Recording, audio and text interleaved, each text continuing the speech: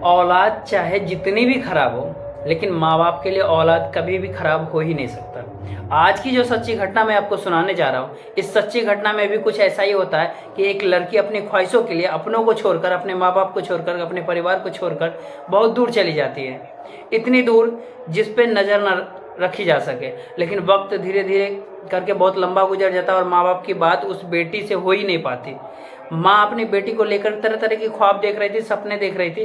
वो बार बार अपने पति से कह रही थी कि मुझे अपनी बेटी को देखना है, काफ़ी दिन हो गया है, कुछ तो करो।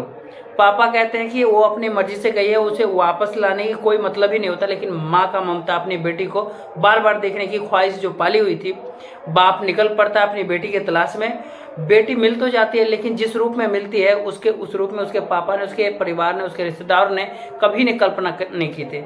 इस घटना की गूंज ने केवल उस जिले में है, बल्कि पूरे हिंदुस्तान में फैल जाती है कि एक लड़की अपने माँ बाप से रुष्ट होकर के वो किसी के साथ चली जाती है और उसके साथ जो होता है वो वाकई बहुत भयानक होता है। वो मिलती जरूर है, लेकिन वो 35 टुकड़ों में मिलती है और उसके टुकड़े अब हैं या नहीं हैं, उसके महज अंश बचे हैं। जब ये बात लोगों तक पहुँचती है तो लोगों को मोहब्बत से, प्यार से, इश्क से विश्वास ही उठ जाता है। आज की कहानी आपको परेशान कर सकती है, आपको रुला सकती है।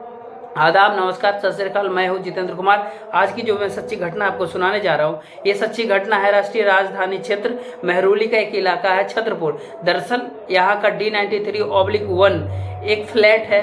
उस फ्लैट में एक लड़का एक लड़की दोनों काफ़ी दिन से अपनी मोहब्बत के साथ रह रहे थे, एक दूसरे से बेइंतहा प्यार कर रहे थे और यही कारण है कि वो 1500 किलोमीटर दूर से भागकर यहाँ पे आए थे। यहाँ नई नौकरी की तलाश की। नई नौकरी की तलाश करने के बाद रोज़ अपने नौकरी करके घर वापस आते थे तो आपस में बैठ करके एक दूसरे से बातचीत किया करते थे। लड़का अपने ही गर्लफ्रेंड से कहा करता था, जिसका नाम है अमित आफ्ताब। ये लड़का अपने गर्लफ्रेंड श्रद्धा से कहता कि श्रद्धा, हम अपने वापस घर चलते हैं, काफ़ी दिन यहाँ हो गया है, अब मेरा यहाँ पे मन नहीं लगता है। लड़की कहती है कि जिस मकसद से यहाँ पे हम लोग आए थे उस मकसद को पूरा करेंगे, शादी करेंगे, बच्चे होंगे और खुशियाँ मनाएंगे।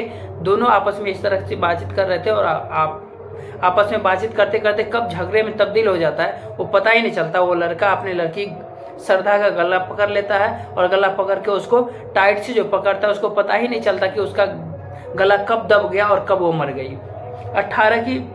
18 मई 2022 की रात लगभग 8 या 9 बजे के आसपास वाक़या रहा होगा। वो लड़की मर जाती है। वो सोचकर हैरान था, जब वो लड़की उसके हाथ से छोड़कर नीचे गिर जाती है तो वो सोचता है करे तो क्या करे, और उसके बराबर में बैठ जाता है और सोचते सोचते पूरी रात निकल जाती है। वो सोचने पे मजबूर था कि अब क्या करे। 19 मई का दिन आता है। 19 मई के दिन वो लड़का सीधा बाहर जाता है। वहाँ पास में एक मार्केट होता है जहाँ पे एक इलेक्ट्रॉनिक शोरूम होता है, तिलक इलेक्ट्रॉनिक शोरूम होता है। और वहाँ जाने के बाद अलग अलग फ्रिज को निगार रहा था, देख रहा था। देखते देखते उसको एक फ्रिज पसंद आता है। उस फ्रिज था लगभग 300 लीटर का। उस फ्रिज को देखने के बाद वो कहता है कि ये फ्रिज कितने का, मुझे ये लेना है, लेकिन एक शर्त है कि इस फ्रिज आज का आज ही डिलीवर चाहिए। जब इस बात उस दुकानदार से कहा जाता तो वो दुकानदार कहता है कि सारा पेमेंट कर दो और आज ही के दिन तुम्हारे यहाँ फ्रिज पहुँचवा दूंगा। यहाँ फ्रिज तय करता है और वहाँ से एक मार्केट में जाता है और एक आरी खरीदता है और आरी खरीद करके वहाँ से वो घर जाता है। कुछ ही देर के बाद फ्रिज आ जाता है घर पे और उसको नौकर जो पहुँचाने के लिए फ्रिज आता है उस नौकर के माध्यम से अपने कमरे में रख देता है और लड़की का लाश उस वक्त होता है बाथरूम के अंदर। और यहाँ बैठ करके इत्मीनान से सोचता है कि करना क्या उसके साथ। तो बाथरूम में उसके बाद जाता है और उस लड़की के हिस्से करने लगता है, टुकड़े टुकड़े काटने लगता है। और जब पूरी तरह से नहीं कट पाती है ना तो कुछ हिस्सों को पॉलीथीन में रख करके फ्रिज के अंदर रख देता है और बाकी हिस्से को काट नहीं पा रहा था तो सबको उठा करके फ्रिज के अंदर रख देता है। और जैसे ही वो आराम करने की मुद्रा या बैठने के लिए कुर्सी पे बैठा था, बैठे बैठे कब उसकी आंख लग गई उसे पता ही नहीं चला। और रात के लगभग 2 बजे के आसपास अचानक आंख खुलती है। हड़बड़ा कर तेजी के साथ उठता है और देखता है कि रात के लगभग 2 बज रहा है। 19 मई की रात 2 बजे के आसपास का वाक़या था, जब उसके बाद वो वहाँ से उठता है और अपने पिट्ठू बैग अपने कमर पे लगाकर उसमें एक पॉलीथीन उठाता है और रख लेता है और वहाँ से चला जाता है। वहाँ से जाने के बाद लगभग 500-700 मीटर दूर जाने पे एक मेहरौली और गुड़गांव के बीच जो रास्ता है उस पर चलते चला जाता है। वहाँ पे बहुत दूर जंगल में जा करके जहाँ आसपास कोई नहीं होता है, एक इत्मीनान से एक जगह बैठ जाता है और ये देखने की कोशिश करता है कि यहाँ किसी की आहट तो नहीं है, यहाँ कोई तो आ तो नहीं रहा। इस तरह से लगभग वो आधा पौन घंटा बैठ करके इंतजार कर रहा था, लेकिन किसी भी तरह के कोई आहट नहीं होती है। अपने पिट्ठू बैग से एक पॉलीथीन निकालता है और वहाँ पे से दूर फेंक देता है और वहाँ से वो चला आता है। लगभग 2.5 घंटे का समय हो जाता है। उधर दिन निकलने को तैयार था, सीधा घर आता है, हारा थका था और करे तो करे क्या, अगला दिन निकलता है, नौकरी पे जाता है और उसके बाद फिर से शाम को वापस आता है। वापस आने के बाद फिर से वही काम में लग जाता है, काट पीट में। और जब वो थक जाता है तो जोमेटो वाले को फ़ोन करता है और कहता है कि खाने का ऑर्डर है, और खाने का कुछ पैकेट मंगाता है अपने खाने के लिए। साथ में वो काटपीट का सिस्टम भी कर रहा था। काटकूट के सिस्टम करने के बाद उस लड़की को बारी बारी लगभग 35 हिस्सों में काटा। उसे काटने में लगभग 3 दिन का उसको समय लग जाता है। उसके बाद वो खाना मंगाता था, रात को खाता था और सोता था, और रात में लगभग 2 बजे के आसपास आँख खुलती थी।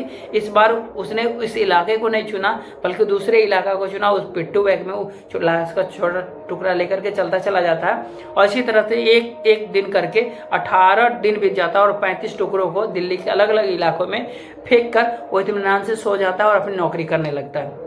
लड़की का फ़ोन नंबर हो, लड़की का चाहे इंस्टाग्राम की आईडी हो, फेसबुक की आईडी हो, धीरे धीरे करके वहाँ से जो कुछ सबूत थे, जो कुछ जानकारी थे, उसको इरेज करने लगा। और वक्त ऐसे गुजर जाता है जैसे लगता है अब दुनिया ऐसे ही चलती रहेगी, जो कि बहुत आसान है। और घर वाले इस लड़की से नाराज़ थे। दरअसल कहानी शुरू होती है मुंबई की मलाड इलाके से। वहाँ पे एक मल्टीनेशनल कंपनी है, जिस कंपनी में एक कॉल सेंटर होता है।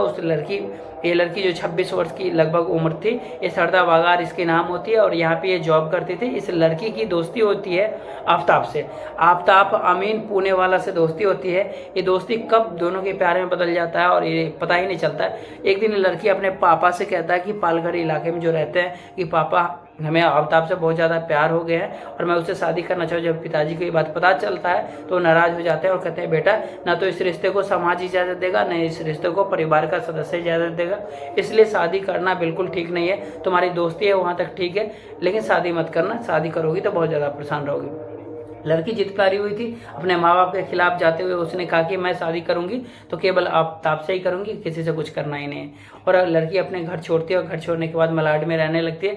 परिवार वालों को ये तकलीफ होने लगती है कि हमारी बेटी यहाँ से चली जाती है। तभी आफ्ताब और श्रद्धा मिलकर के प्लानिंग करते कि हम लोग मुंबई हमेशा के लिए छोड़ देते हैं और मुंबई छोड़ करके सीधा दिल्ली आते हैं। दिल्ली आने के बाद वो अपने अपने इलाके में नौकरी करने लगते हैं। और ये छतरपुर का जो इनका D93/1 जो फ्लैट है उसमें किराए पे रहना शुरू कर देते हैं और सब कुछ ठीक चल रहा था। लेकिन लड़की को हर दिन मंगलसूत्र कब पड़े, उसको कब वो लीगल तरीके से पति पत्नी के रूप में हो, इस शादी की बात वो बार बार होती थी और ये बात आफ्ताब को कहीं ना कहीं बर्दाश्त नहीं होती थी।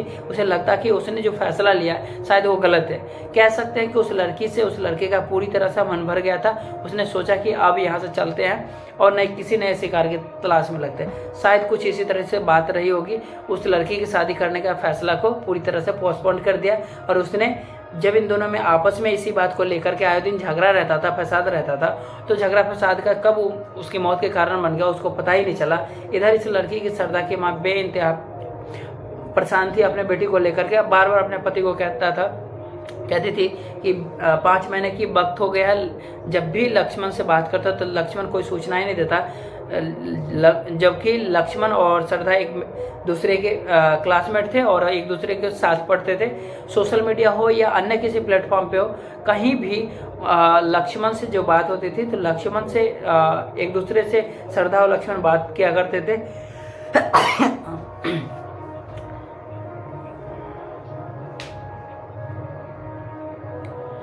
लेकिन लंबा समय बीत जाता है और लक्ष्मण का कोई बातचीत नहीं होती है। तब इस लड़की के पापा लक्ष्मण को बुलाते हैं। लक्ष्मण को कहते हैं काफ़ी दिन हो गए तुमने कोई सूचना नहीं दी। दरअसल वो माँ बाप थे, भले बेटी नाराज होकर चले गए थे लेकिन उनके बारे में उस माँ बाप को फिक्र थी और हर समय उसके बारे में लक्ष्मण के थ्रू वो हर चीज़ जुटाते रहते थे कि वो कैसी है, कहाँ है, जो भी है। तो ये लक्ष्मण से पूछते हैं जो कि कब है, कहाँ है, कैसे है, किस हाल में है, कुछ पता नहीं चला।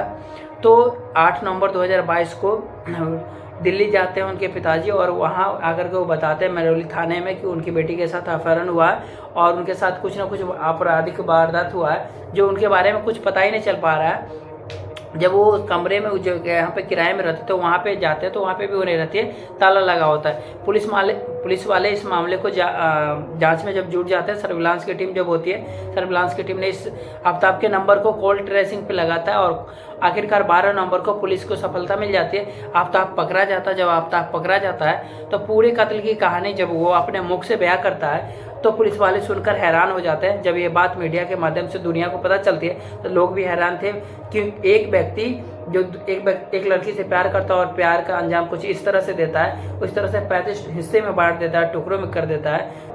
तरह से अगर वारदात होगा तो किसी भी लड़का एक लड़की को प्यार करने का मन ही नहीं करेगा।